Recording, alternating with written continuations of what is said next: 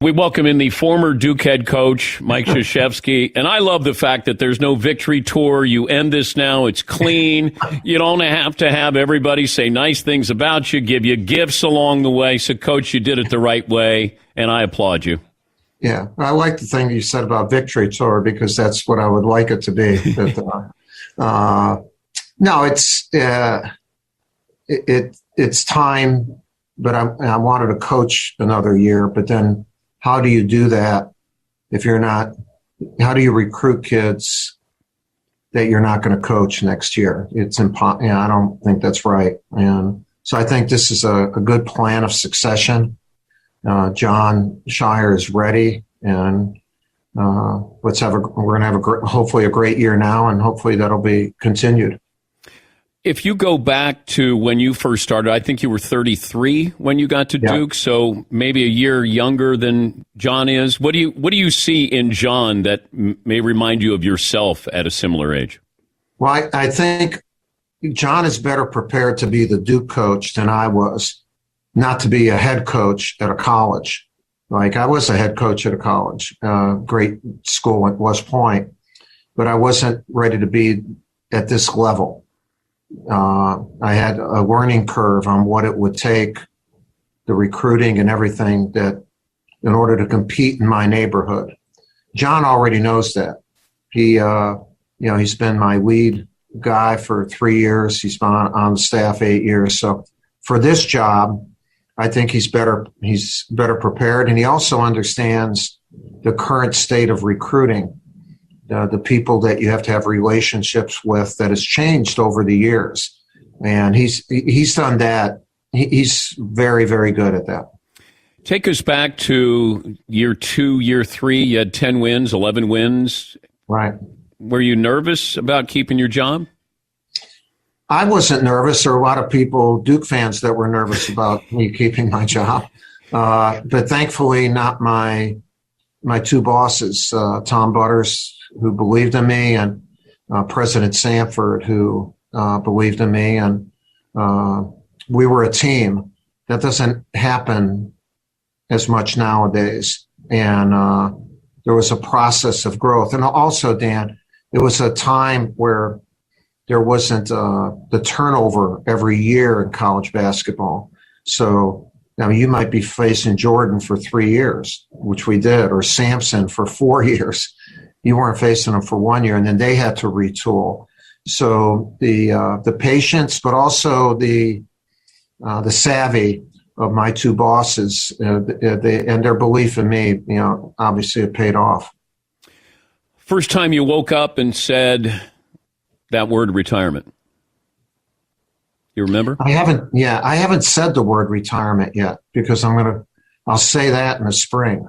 I just said I'm coaching this year, and then that'll be it. So I'm not retired right now.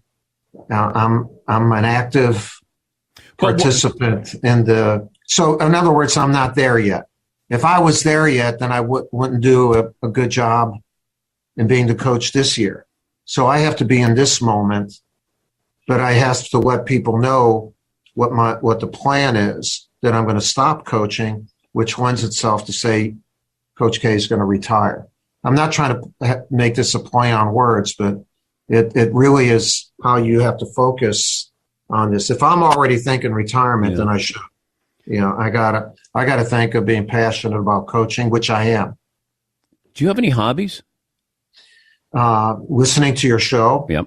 Well, that's a full-time job. That's not a hobby. Bad hobby. My family is trying to break me of it, and I said, no, I got to be loyal to this guy. He doesn't have many listeners. Yes, you're right. Yes. I don't want to be lonely. You and Jim Boeheim, those the only two listeners I got, and I could lose one of you. And we do listen. No, my hobbies have been what I do. I coaching has been my work, my hobby, but my family, I've been lucky. All my daughters, their husbands, and my 10 grandkids live right by me. And then I really like to do a lot out, and we have a lot of land and beautiful. And I just like to be outside and plant stuff, cut it down, figure it out, and just to be outside. Who's the first player you heard from? Wow. I don't know that. I heard from so many of them. Maybe Wojo. Maybe Wojo. He's one of the first ones. Did he slap the floor, though? I heard from Quinn Snyder yesterday, and they're in a playoff game. And then I text them. I didn't get back to all my texts. We had a lot of them. And so I'm watching his game, and I finally looked at his text. I said, holy crap, I'm watching his game. So I texted him. I said, I'm watching your game. Hopefully you won't read this during your game. Although you had a 30-point lead at halftime, maybe you did. And then he got back afterwards. You said in your press conference that you'd like to get a team picture. Every player? Yeah. I don't think we can pull that off, can we, Coach? No, we can't. But to me, that the guys who've been in it for a long time, and hopefully the guys who haven't been in it for a long time, but the guys who've been in it for a long time recognize that, and I'm not the only one. I'm one of many that know that it's about the relationships you develop with your players. And during this time, it's more difficult to develop those deep-rooted relationships because you don't have as much time. And it's a danger really in our sport right now with almost 1,700 kids in the transfer portal, that a big part of developing a relationship is going through a tough time. And where you go through a tough time together, a tough time of improvement or understanding or whatever. And I'm not saying every kid that transfers walks away from that, but a number of them would rather try something different than make that work. And all I know is that the guys that I've coached where they made it work, they've gotten better. Our relationship is deep, and it goes on for forever. So I worry about that, Dan, in our game. But again, the freedom of movement and all that, I'm all for it. I just wish we could take care of the other thing, too. 2 months ago, Roy Williams announced that he was retiring. What kind of impact did that have on you and any with your decision? Yeah, well, Roy and I are actually really good friends. And a big thing is we both understand the magnitude of the job that we've had. He had, and now I still have. And what it means to a university, what it means to our sport, the demands of that job. No other person really understands that unless they're in that. And it's really one of the reasons Coach Dean Smith and I developed a very good relationship as I grew up. Before I grew up in this game, I didn't understand him and was and then all of a sudden, now I get it. And so it's there's going to be a time for all of us. I'm just glad that Roy picked the time that he feels is best for him. I'm trying to, and how about us being able to pick the time? It's pretty good. We're both of us are the lucky ones to be able to do that. He's the current but sort of former coach at Duke. He's Mike Krzyzewski. Will you miss games more or practices more? Just the practices, the workouts, the times where guys can just be guys. Obviously the excitement of a game, we didn't have any of that this year, and I'm anxious to get back to that. And I'll be all right without that, I think, after this year. But I will always miss the development of relationships and just the goofing around, getting on somebody when they needed it, praising them. How many people in their 70s are able to hang and develop relationships with people 18 to 23 or a staff that's 33 to 40, which keeps them young and vibrant. You get energy from them. I'll miss that. And I know that'll be somewhat of a void when it happens, because you do get energy when you're with those youngsters. Did you ever get to the point where you enjoyed the wins more than that feeling of losing? Like, could winning ever overshadow that feeling of losing? Well, losing was lower than winning was high. Yeah. I would say that. No question. But I think if you talk, I would think most people who've been fortunate enough to have a number of successes, a lot of successes, would say the same thing. That you have to, because you want to avoid that feeling. It's not just beating the other team or the opponent. It's not wanting the position that you would be in if you lose. Now, in saying that, the highs are pretty good too.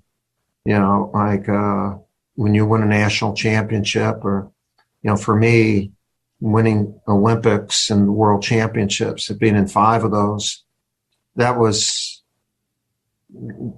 unbelievable to do that. However, the lowest moment I've had in coaching was with USA Basketball when we were learning, and we lost in 2006 to Greece and Tokyo.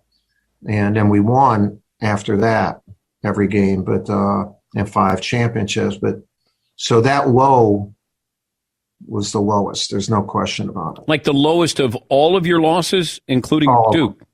All of them. Did you let down the country? Is that what you felt? I mean, you let down. Yeah, I mean, you're coaching the United States team, and you lose. I mean, and thank goodness I was with just an amazing guy, and Jerry Colangelo, who said, we're going to get this done. And then he believed in me and believed in us. And then it worked out that we developed a really good culture with all those guys who, made a lot of sacrifices in order to play.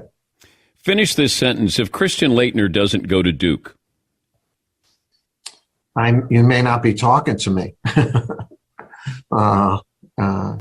Christian Laettner was the best player, the most accomplished player here at Duke. I mean, he maybe one of the top 5 players in the history of the NCAA. We're talking about every year, Final Four, national championships. You can only win 6 games in the NCAA tournament when you win the whole thing. In his 4 years, he was 21-2.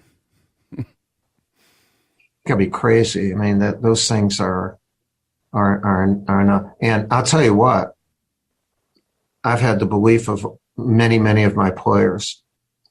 No one believed in me and our relationship more than Christian. He was. Everyone can say about what he was for me. He was as good a guy as I could have ever coached, and as great a competitor as I have coached. Well, Shaq on TNT the other night said that when he played against Christian the first time, he said he ate my lunch. Like he said, I had to reassess my game because that guy was not bigger than me, stronger than me, more athletic than me, but he ate my lunch. You remember that meeting between those two? Well, he has selective memory and good memory, and I love Shaq, but Laettner did that twice.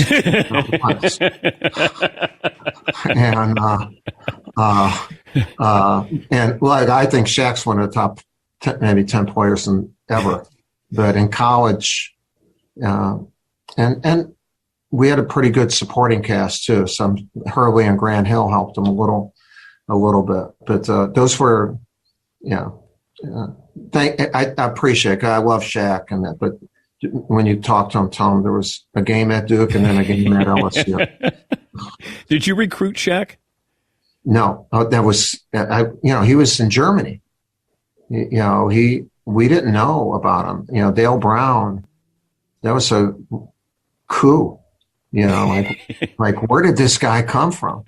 And there were no AAU tournaments or, you didn't get a scouting report from Mannheim or Berlin saying, hey, there's this guy, really good guy out there.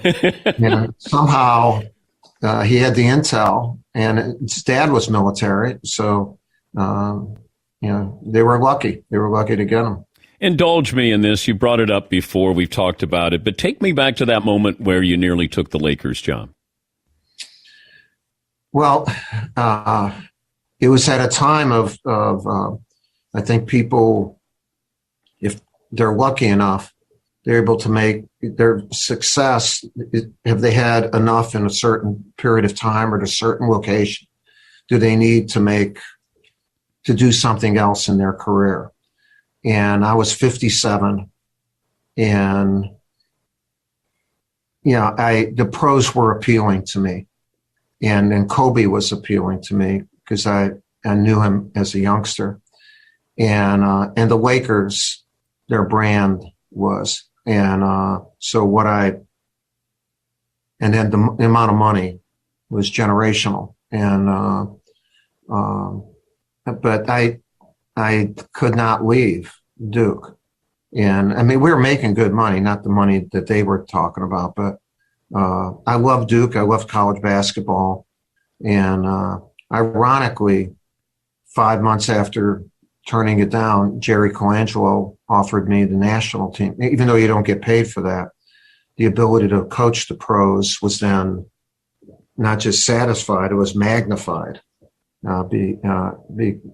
I got a chance to coach more great players than anybody because of my time at Duke, but also my 11 years coaching the U.S. team. Do I have to get you a gift? Well, you should have surprised me. I thought there would be one already. I thought that was the end. That's the only reason I did the damn interview. They said at the end, Dan's going to surprise you with this amazing gift. Now you're asking me? You've ruined it. I thought you retired. Well, see, now I have a year. It gives me something to look forward to in the spring. You know, when you buy a wedding gift, you don't have to get the gift then. You have a year to get that wedding gift for the couple. I got a year. I didn't know that. My wife gets the wedding gifts. Yeah. So I did not know that I was going to learn something. Usually when we do interviews, it's kind of void of learning opportunities. Yeah. And today I got one. Unbelievable. Thank you. I'm thinking of retiring after doing this interview. Just to let you know. I'm going to leave you with this.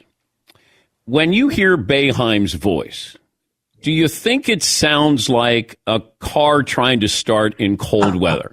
So if it's like,